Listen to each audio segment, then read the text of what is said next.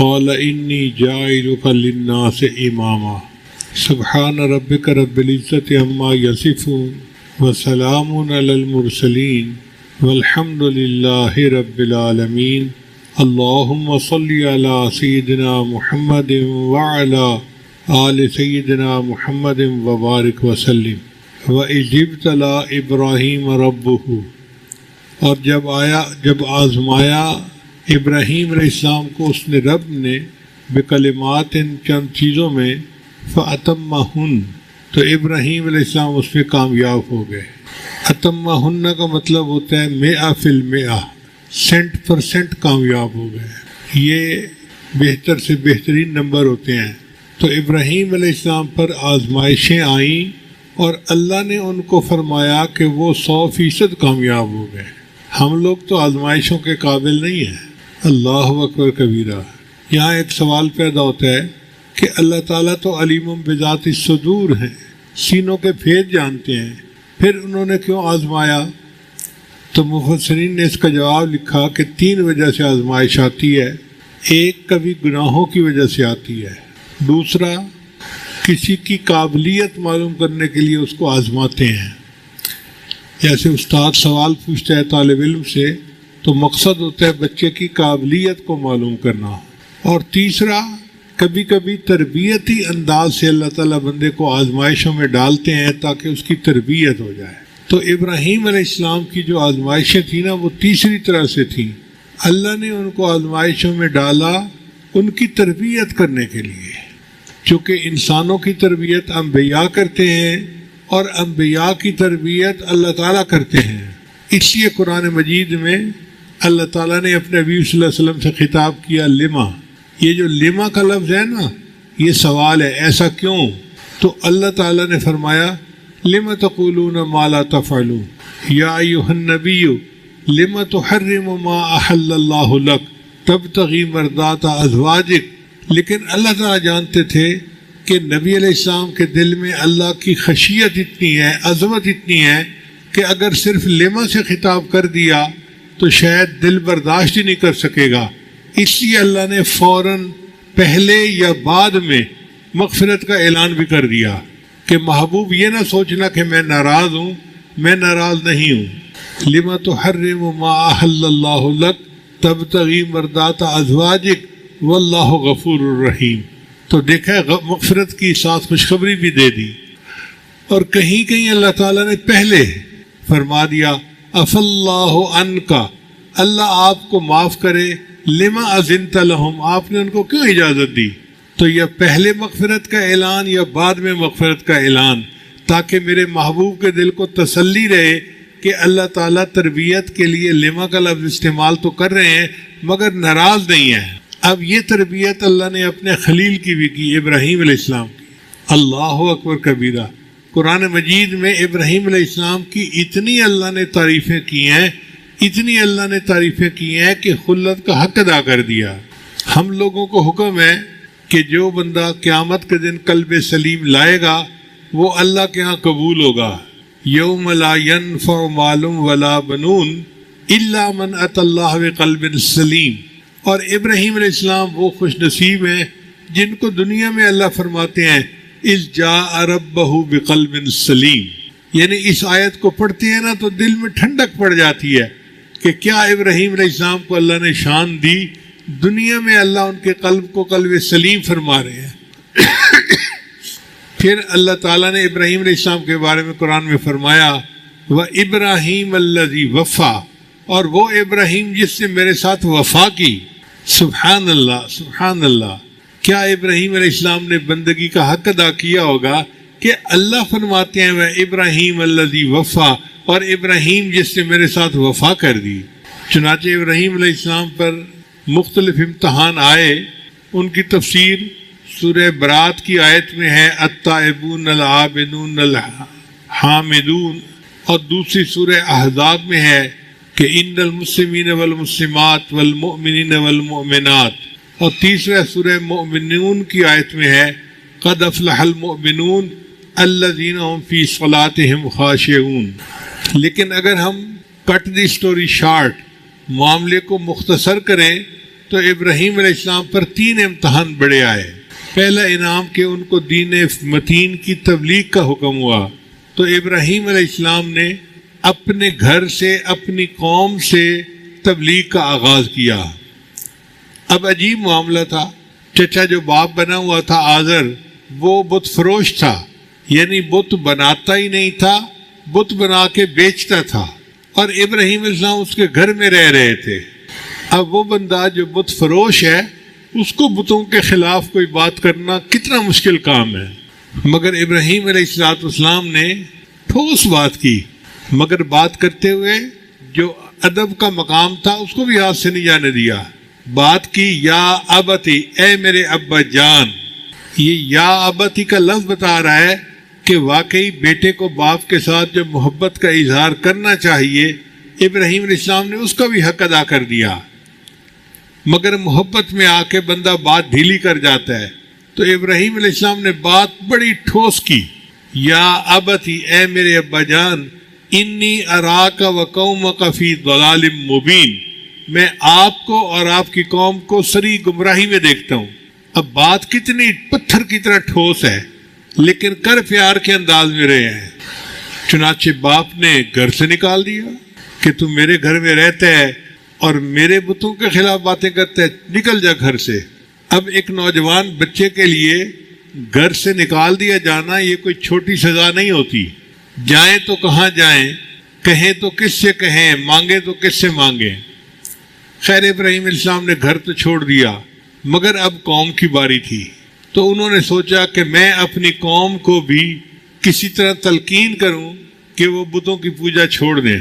چنانچہ ایک میلہ لگتا تھا، قوم اس میلے میں جاتی تھی 3 دن کے لیے، تو قوم نے ان کو کہا کہ ابراہیم علیہ السلام آپ بھی چلیں۔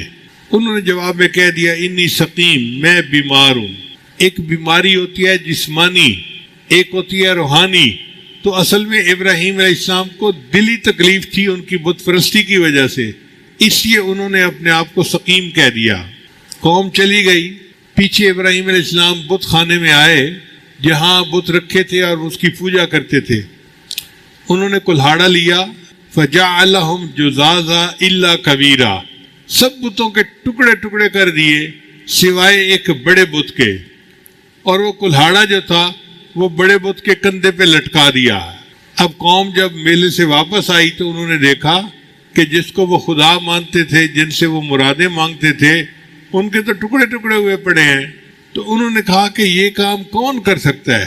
کسی نے کہا انا سمعنا فتى یذکرہم یقال لہ ابراہیم، ہم نے ایک نوجوان کے بارے میں سنا ہے جس کا نام ابراہیم ہے، وہ بتوں کے خلاف باتیں کرتا تھا، اسی نے کیا ہوگا۔ چنانچہ ابراہیم علیہ السلام کو گرفتار کر لیا گیا۔ وقت کا بادشاہ جو خود بھی خدائی کا دعویٰ کرتا تھا، اس نے ابراہیم علیہ السلام کو اپنے دربار میں بلا لیا۔ اب اس نے ابراہیم علیہ السلام سے مناظرہ کیا، تو ابراہیم علیہ السلام نے اس کو ایسے مسکت جواب دیے کہ وہ بیچارہ چپ ہو گیا۔ پہلے تو ابراہیم علیہ السلام نے کہا کہ میرا رب وہ ہے جو جلاتا ہے اور مارتا ہے۔ اس نے کہا یہ کام تو میں بھی کرتا ہوں۔ ایک بے گناہ بندے کو موت کی سزا دلوا دی، اور ایک بندہ جس کو سزائے موت ملی تھی اس کو معاف کر دیا، کہ اللہ دیکھو اس کو میں نے مار دیا، اس کو میں نے زندہ کر دیا۔ تو ابراہیم علیہ السلام سمجھ گئے کہ سیدھی انگلی سے گھی نہیں نکلنا، یہ ٹیڑھی انگلی سے نکالنا پڑے گا۔ تو ابراہیم علیہ السلام نے جواب دیا کہ میرا رب وہ ہے یاتی بالشمس من المشرق فاتی بہا من المغرب، میرا رب وہ ہے جو مشرق سے سورج کو طلوع کرتا ہے، اگر تم خدائی کا دعویٰ کرتے ہو تو مغرب سے طلوع کر کے دکھا دو۔ فبہت الذی کفر، وہ کافر تو مبہوت ہو کے رہ گیا، لاجواب ہو کے رہ گیا۔ اب جب بندہ لاجواب ہو جاتا ہے نا تو پھر تشدد پہ اتر آتا ہے۔ چنانچہ اس کے پاس جواب تو تھا کوئی نہیں، اس نے اپنی قوم سے پوچھا کہ اس کا کیا کرنا چاہیے۔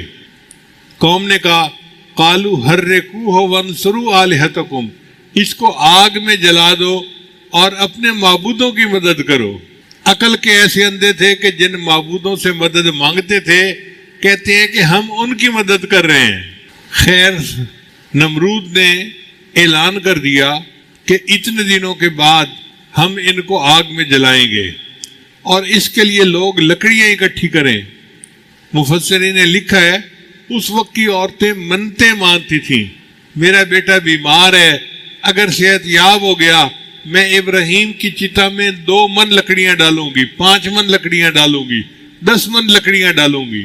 یوں لکڑیوں کا ایک انبار لگ گیا، پہاڑ بن گیا۔ اب ان لکڑیوں کو آگ لگانی تھی، آگ تو لگا دی، مگر آگ اتنی زیادہ تھی کہ کوئی قریب بھی نہیں جا سکتا تھا۔ تو ابراہیم علیہ السلام کو کس طرح ڈالیں؟ نمرود نے ان کو ایک جھولے میں بٹھایا کہ ہم ان کو جھولا جھلائیں گے، اور یہ جب جھولا آگ کے پاس جائے گا نا تو ہم اس کو کھول دیں گے اور یہ آگ کے اندر جا کے گریں گے۔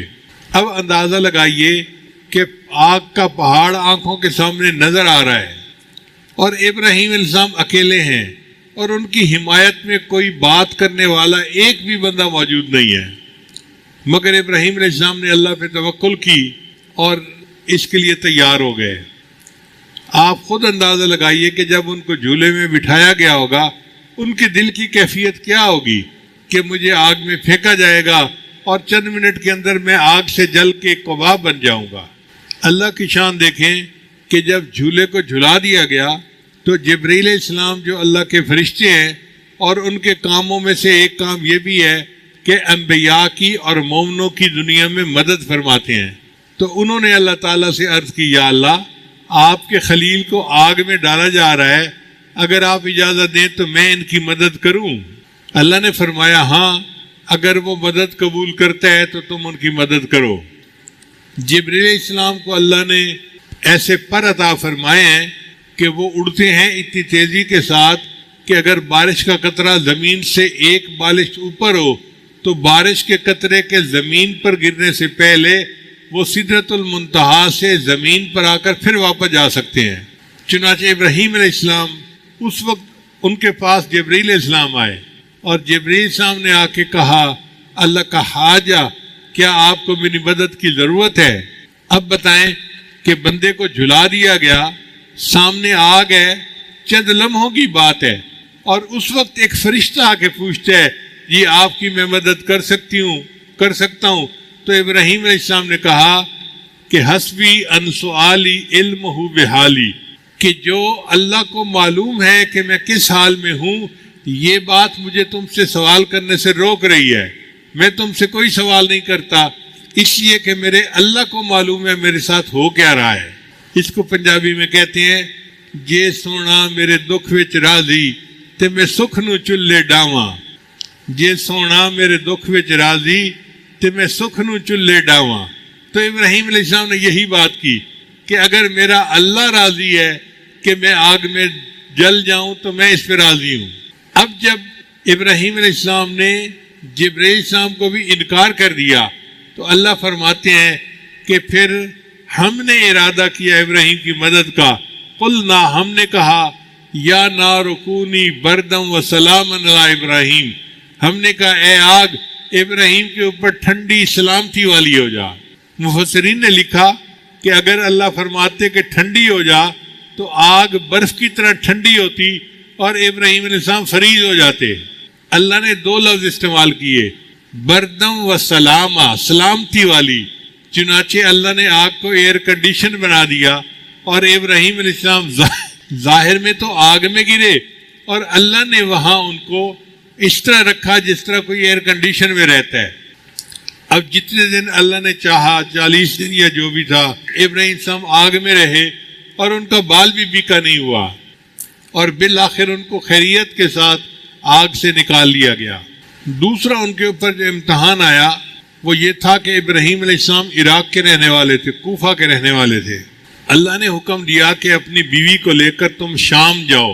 ان کی بیوی سارہ ان کا نام تھا، ان کو لے کر وہ شام کی طرف چلے۔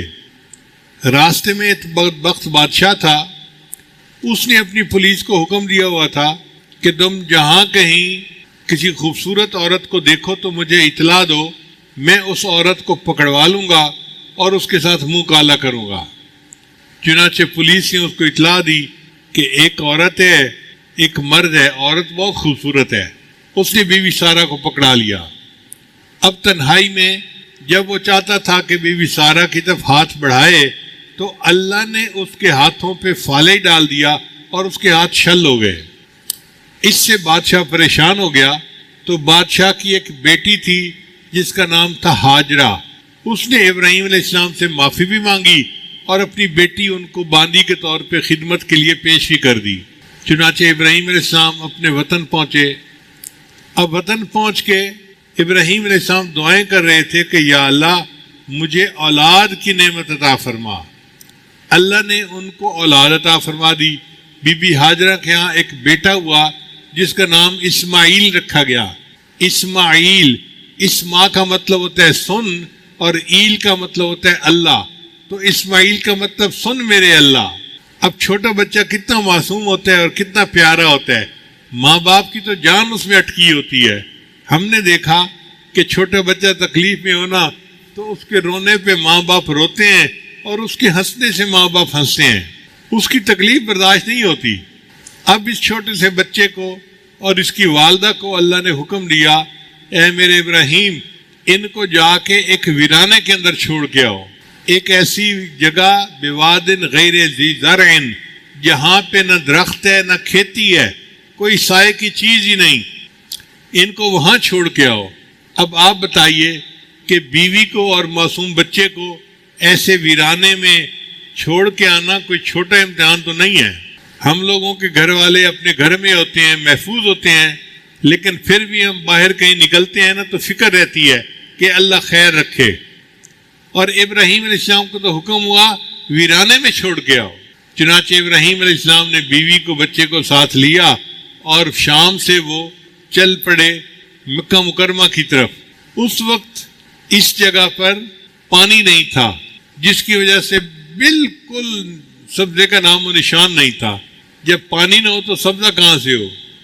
چنانچہ ابراہیم علیہ السلام اپنی بیوی اور بچے کو لائے اور انہوں نے لا کر یہاں چھوڑ دیا۔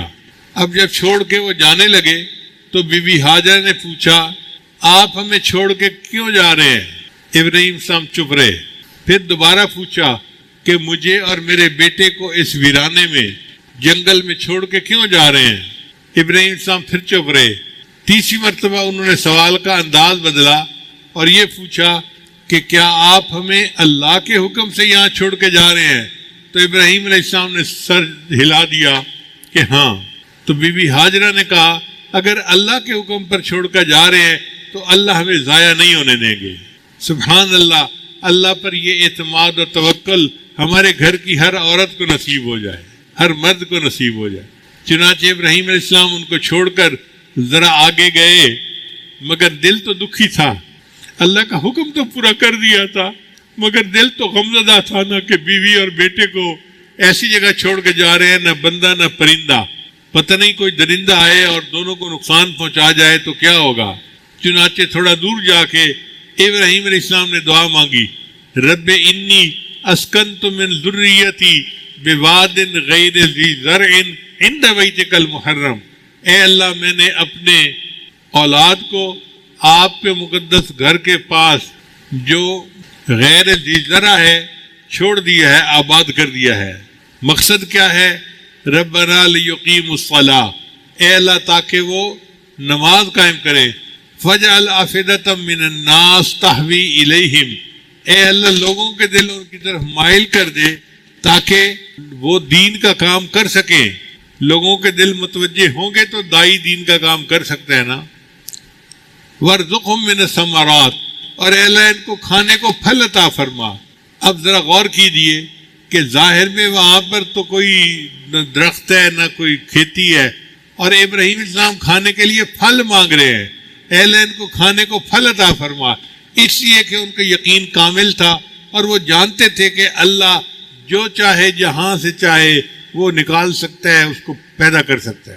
اللہ تعالیٰ نے قرآن مجید میں ابراہیم علیہ السلام کی اس دعا کا قبولیت کا بھی تذکرہ کر دیا اور فرمایا کہ دیکھو یہ میرا گھر وہ جگہ ہے یجبا الیہ ثمرات کل شیء، ہر چیز کا پھل یہاں پہ پہنچتا ہے۔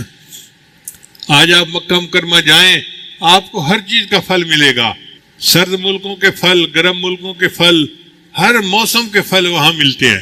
حتیٰ کہ انسان کا پھل اس کی اولاد ہوتی ہے، وہ بھی ہے. ہر بندہ تڑپتا ہے میں اپنے بچے کو مکہ مکرمہ بھیجنا چاہتا ہوں, میں مدینہ طیبہ بھیجنا چاہتا ہوں. اللہ نے سب ثمرات وہاں پہنچا دیے. خیر ابراہیم علیہ السلام تو واپس آ گئے. اب پیچھے بی بی ہاجرہ نے اپنے بیٹے کو دودھ پلایا. اب عورت کا دودھ تو ایک دن میں ختم ہو جاتا ہے, تو بچہ روتا تھا اور وہاں پہ نہ پینے کے لیے دودھ تھا نہ پینے کے لیے پانی تھا. اب آپ بتائیں بچہ پیاسا ہو, معصوم ہو, چھوٹا ہو اور وہ رو رہا ہو تو ماں کے دل پہ کیا گزرتی ہے. تو بی بی ہاجرہ بہت پریشان, سوچنے لگی کہ میں جا کے ذرا دیکھوں تو صحیح, شاید کہیں درخت نظر آ جائیں اور پانی کی کوئی امید نظر آ جائے. چنانچہ 2 پہاڑی چوٹیاں تھیں, ایک کا نام تھا صفا اور دوسری کا نام تھا مروہ. انہوں نے بچے کو لٹایا اور صفا کے اوپر چڑھ گئی, مگر وہ جگہ ایسی تھی جہاں سے وہ ادھر ادھر درختوں کو بھی دیکھ رہی تھی اور نظر بچے پہ بھی تھی کہ کوئی درندہ آ کے بچے کو نقصان نہ پہنچا جائے. بچے کا نظر میں رہنا بھی ضروری تھا. پھر سوچا کہ یہاں سے تو کچھ نظر نہیں آتا, چلو میں دوسری چوٹی پہ جاتی ہوں. اب دوسری چوٹی پہ وہ چل پڑی, مگر راستے میں ایسی جگہ آئی جہاں پر وہ اپنے بچے کو دیکھ نہیں سکتی تھی. اب وہ جو جگہ آئی تو بی بی ہاجرہ بھاگ پڑی. اللہ کو اپنی بندی کا یہ بھاگنا پسند آ گیا اور انہوں نے جو صفا اور مروہ کے درمیان چکر لگائے, اللہ نے اس کو حج اور عمرے کی عبادت کا حصہ بنا دیا. پھر بی بی ہاجرہ نے دیکھا کہ کچھ پرندے ہیں جو اسماعیل علیہ السلام کے پاس اتر رہے ہیں, تو وہ حیران ہوئی کہ پرندے کیسے اتر رہے ہیں. جب آ کے دیکھا تو کیا دیکھتی ہیں کہ اسماعیل علیہ السلام کے پاس پانی کا ایک چشمہ جاری ہو گیا تھا. اب پانی نیچے سے آ رہا تھا اور پھیل رہا تھا. تو بی بی ہاجرہ نے چند پتھر ارد گرد رکھے اور اس کو کہا زمزم. زمزم کا مطلب ہوتا ہے ٹھہر جا ٹھہر جا. یہ زمزم کا چشمہ تھا جو جاری ہو گیا. اب وہاں پانی ملنے لگا. جب پانی ملنے لگا تو بی بی ہاجرہ نے وہاں قیام کر لیا. ایک قبیلہ تھا بنو جرہم, وہ قریب رہتا تھا.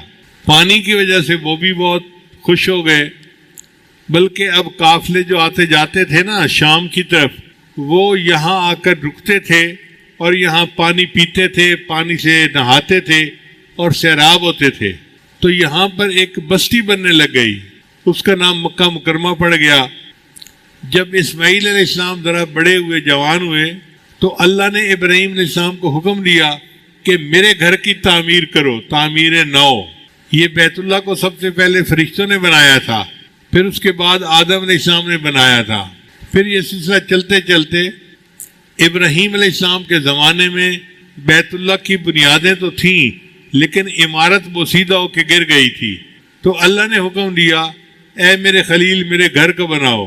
تو ابراہیم علیہ السلام نے اپنے بیٹے کے ساتھ مل کر بیت اللہ کو تعمیر کیا, معمار کعبہ بنے. قرآن مجید میں ہے وَإِذْ يَرْفَعُ إِبْرَاهِيمُ الْقَوَاعِدَ مِنَ الْبَيْتِ وَإِسْمَاعِيلُ. یاد کرو اس وقت کو جب ابراہیم اور اسماعیل میرے گھر کی بنیادیں کھڑی کر رہے تھے. اب ہم تو بنیاد کھڑی کر کے خوش ہو جاتے ہیں, جی ادارہ بن گیا, عمارت کھڑی ہو گئی, مگر اصلی بات آگے ہے کہ ابراہیم علیہ السلام نے دعا مانگی ربنا تقبل منا, اے اللہ اس کو ہم سے قبول کر لیجئے. اصل چیز قبولیت ہے, اگر قبولیت نہ ہوگی تو ادارے بنانے کا کیا فائدہ. پھر انہوں نے دعا مانگی ربنا وجعلنا مسلمین لک ومن ذریتنا امۃ مسلمۃ لک, اے اللہ ہمیں بھی مسلمان بنا دے. مسلمان سے مراد تسلیم کرنے والا, بات ماننے والا, اور ہماری اولاد میں سے بھی ایک ماننے والوں کی جماعت کر دے. یہ فرق ہوتا ہے, دنیا دار اولاد کے لیے اللہ سے دنیا مانگتے ہیں اور اللہ والے اولاد کے لیے اللہ سے آخرت مانگتے ہیں. تو ابراہیم علیہ السلام نے دعا مانگی اے اللہ میری آنے والی اولاد میں اپنے فرمان بردار بندوں کی ایک جماعت بنا دے, اور اے اللہ ہمیں حج کے ارکان سکھا دیجئے, مناسک سکھا دیجئے.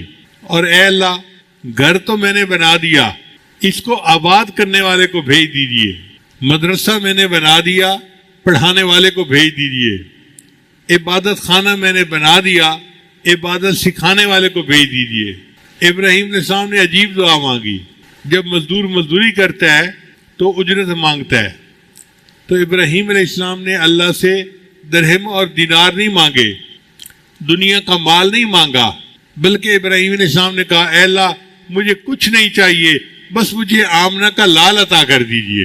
اب اندازہ لگائیے جس جگہ پر دعا ہوئی اس کا نام ہے بیت اللہ، اور دعا مانگنے والے ابراہیم خلیل اللہ، اور آمین کہنے والے اسماعیل ذبیح اللہ، اور جن کے لیے دعا مانگی ان کا نام تھا محمد الرسول اللہ۔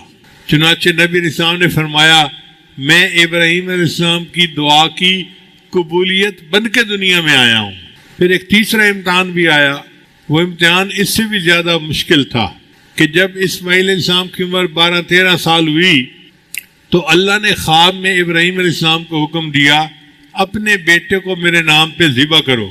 اب جس بیٹے کا کانٹا چبھنا باپ سے برداشت نہیں ہوتا، اس بیٹے کو ذبح کرنا یہ کتنا مشکل کام ہے، مگر ابراہیم علیہ السلام چونکہ نبی تھے اور انبیاء کے خواب سچے ہوتے ہیں، انہوں نے بیٹے کو بلایا اور بیٹے کو بلا کر کہا یا بنی انی ارا فی المنام، میں نے خواب میں دیکھا ہے انی اذبحک کہ میں تمہیں ذبح کر رہا ہوں، فانظر ماذا تری، تو بتا تیری کیا رائے ہے۔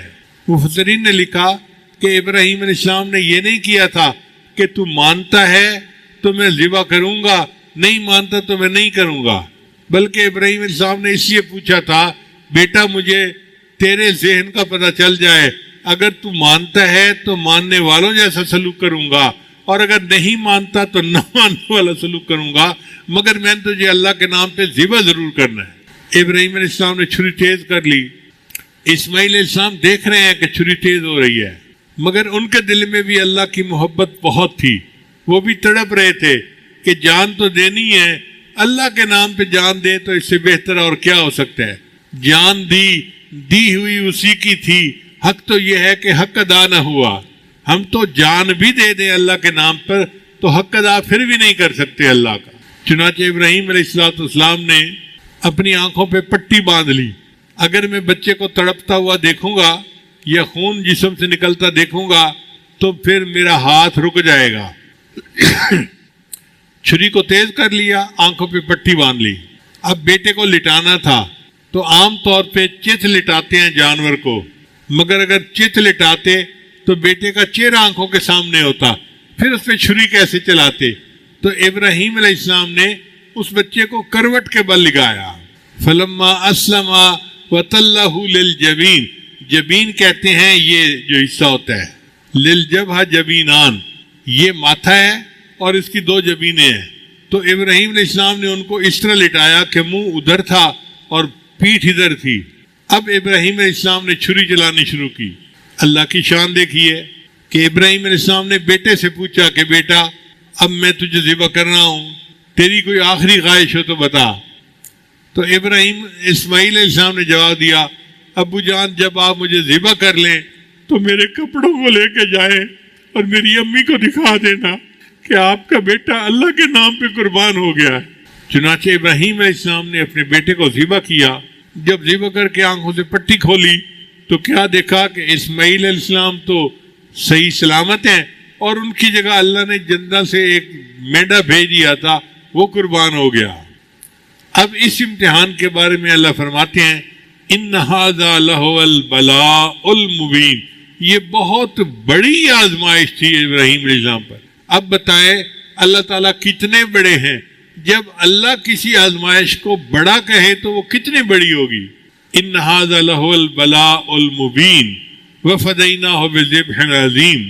پھر اللہ فرماتے ہیں کہ ابراہیم علیہ السلام نے یہ قربانی کر کے دکھائی، سلام علی ابراہیم، ابراہیم تجھ پہ سلامتی ہو، ابراہیم تجھے شاباش ہو۔ جیسے عورتیں دعائیں دیتی ہیں نا کہ بیٹا تم جیتے رہو، تمہیں شاباش ہو، یہی سلام علی ابراہیم کا معنی ہے۔